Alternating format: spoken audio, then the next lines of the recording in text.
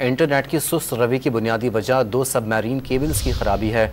Internet की सुस्त रवि से मुतालिक पाकिस्तान टेली कम्युनिकेशन अथॉरिटी की वजाहत सामने आ गई है। SMW4 सबमरीन केबल में खराबी अक्टूबर के अवाइल तक ठीक हो जाएगी। मजीद बात करते हैं, एंकर पर्सन नादिर गुरमानी साथ मौजूद हैं। नादिर, अक्टूबर में इम्कान जाहिर किया जा रहा है, क्या एक महीना मजीद ऐसी ही सुस्त रवि के साथ इंटरनेट को इस्तेमाल किया जाएगा?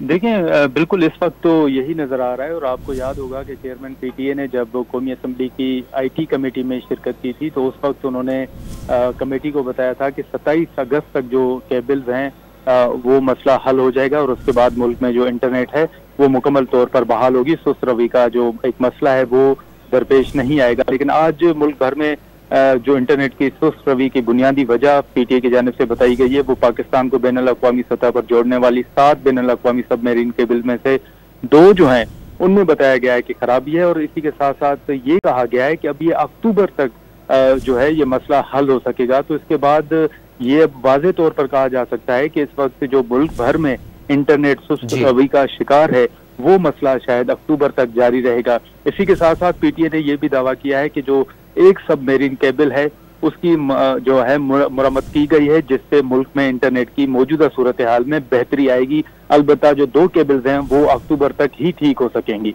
बहुत शुक्रिया आपका।